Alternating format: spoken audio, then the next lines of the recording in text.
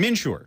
MNSure. This is the Minnesota's health insurance exchange in order to comply with Obamacare for everybody needing to have health insurance by June the 1st. MNSure is going to launch on October the 1st, and in order to get premiums down, they need to have young, healthy people sign up in order to, so the premiums are lower. And in order to do this, $9 million was spent on crafting an ad campaign. And that ad campaign has Paul Bunyan and Babe the Blue Ox in embarrassing situations in Pratt Falls where they get injured. Because if we know one thing what attracts young people is Paul Bunyan and Babe the Blue Ox. Well, the question is not should people get on MNSure, but will this actually work? Will it be ready in time? Will it actually bring premiums down? What exactly is this $9 million? And apparently more than that. $9 million was spent just to come up with this idea, I think. I think there's more millions to be spent actually putting these ads on the air. I'll have to look into that. But the question is MNSure even a good idea? Why are so many unsure about MNSure, Here we go. as you put it, Jack? Joining us now is State Senator Michelle Benson, our MNSure expert. Senator, how are you? Good morning. I'm doing great. Thank you. How is your little girl? Did she wake you up at 2 o'clock this morning?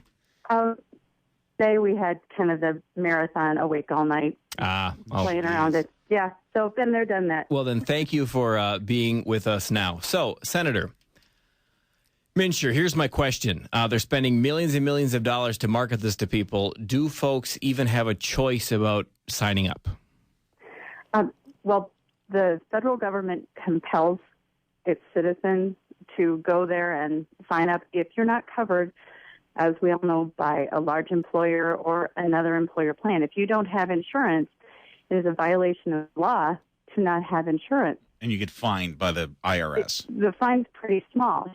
They're trying to get young people to sign up, because as you so accurately said, they need that money to fund everything else. But they also have a guaranteed issue program where no matter what happens, you can get insurance. The imagery that I have in my head is spend so much in development. There'll be an app you can get for your phone, so when you feel like your appendix is going to burst and you're in the ambulance, you can just touch the app, and somebody has to issue you insurance as you're going into the hospital. Insured.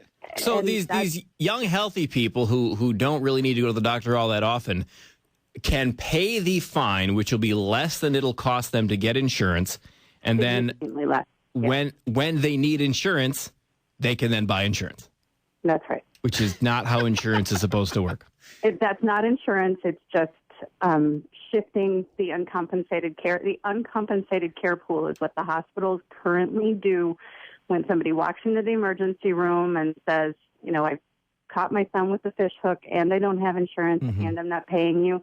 That's uncompensated care. They're just shifting that from the hospitals to the insurance companies. We're not actually doing anything to lower the cost of care. We're just shifting it to the insurance companies. Okay, so if all these young people who are supposed to be signing up for this, which in theory they pay the premiums, but they don't necessarily use the health care because they're young and healthy, if they're not signing up, but people, the folks who do sign up are the folks who need the health care part of it, the money going out the door part of it, what does that do to the premium cost for those that do sign up? Well, and as you know, you're leading right into it. It goes up. Yep. Cost of insurance goes up, and we have seen that across the country. Because of the ACA, the Obamacare mandate, insurance costs are going up across the nation. Okay, let's Senator, let's sound that out. The ACA costs are going to go up. What does the ACA mean again? The Affordable Care Act. And costs are going to go up. Yes. Even though it said affordable in the title. Yes. Now, they call it affordable because they're going to subsidize your insurance premiums with other people's tax dollars. Oh, okay. And that's where we get into some of the big challenges that we're going to see. The Office of the Inspector General issued a report out of Washington that, in my estimation, basically said, we can either have the federal data hub ready or it can be secure, but we can't do both. Well, we haven't had any problems with the insecure data in the past, couple years, right? Months. And as much as Obamacare and lots of the things the feds do are 10th Amendment issues, let's think about we are concentrating huge amounts of demographic data in one place again, at a place that at least the NSA is supposed to keep us secure. Let's keep that in mind. This federal data hub isn't about security. It's just about collecting information and disseminating information. So hackers are going to have a field day trying to get into this. At the very least, if the data was retained by the states, the hackers would have to work a lot harder to get Minnesotans' data. And Minnesota has incredible data privacy standards. It's my understanding from people like Representative Peggy Scott and Rich Neumeister that we have some of the best data protections in the United States. And so we're going to be shipping our citizens' data to Washington where they're under federal data privacy, which is not nearly enough for me. We make an excellent point about hacker federalism. Hackers will only have to hack one system as opposed to what you're saying. If it was in the States, they'd have to hack 50 systems. So now they just hack one and you got everything. Exactly. So beyond the federal readiness, our state we're supposed to be starting rollouts on October 1st, and we've been hearing that there might be some issues. There's not necessarily in-person training available for our insurance agents to be qualified as assisters or navigators to help people get into our exchange, into MNSure. Got notice on that yesterday that there's some of the insurance agents are getting concerned that they're not going to get the training they need so that when their existing clients come in, these Minnesota licensed insurance brokers and agents cannot help on the exchange unless they've gone through exchange training, even though they're licensed to sell insurance. Now, explain this to me, this navigator's idea. It seems like this is one of those phony, made-up words that the government uses as a euphemism for what things really are. What is a MNSure navigator? There are navigators, in-person assisters. I'm trying to look for all the terms. Certified application counselors. I think those are the big three categories of people that we have helping. When Medicare, so these are people that try to get help other people sign up through MNSure? Yeah, when Medicare Part D happened, the federal government paid public affairs companies and public relations companies to go out and send computer-savvy folks out to help the elderly sign up for this. It sounds like that same kind of thing. Did you get paid for everyone you signed up? Same kind of thing, but it also includes insurance professionals, current insurance professionals. It can include, I'm looking through the community and consumer-focused nonprofit trade and industry professionals. That's where the insurance brokers go.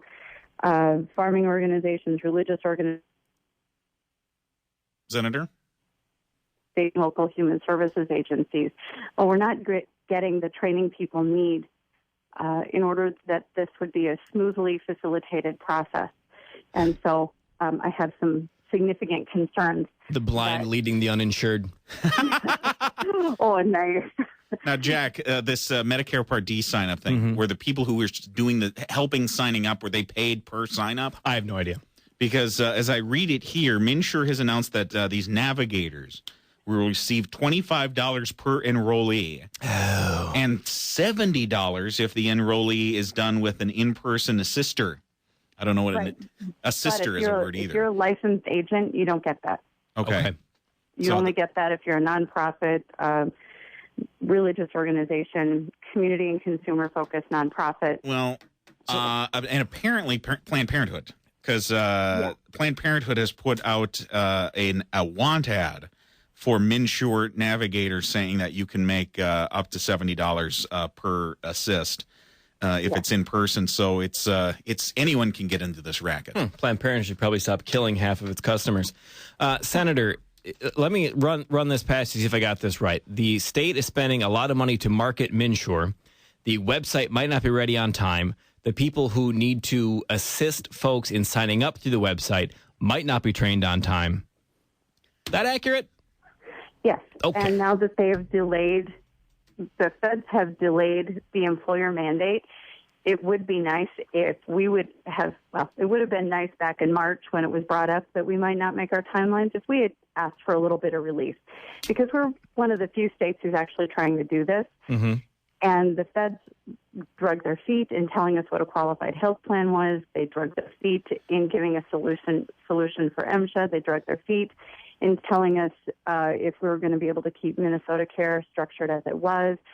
And so instead of the administration pushing back and saying, okay, we're going to need some time here. Can we focus on our public programs and leave the market alone and just develop this, start with a smaller group, and anybody who currently qualifies for MA, we'll practice with them. We'll get them enrolled so that they don't gap their benefits and we don't create chaos in this market. But that's not what we did. We're all in. This feels like the government forcing this upon us with complete incompetence. Feels like being stuck in a car while the government is driving it off the cliff, and you're screaming, "Why are you driving this car off a cliff?" And the lawmakers turn to you and say, "Hey, at least we're doing something." Right. We're driving. It's better than sitting still. Right. How about reverse? Right. That would be a good option. Or get out of the car. All right. State Senator Michelle Benson, thank you so much for joining us. We appreciate that. Get back to all the wonderful things you were doing before you called us. Good morning. Thanks, Jack. I was listening to you. Thank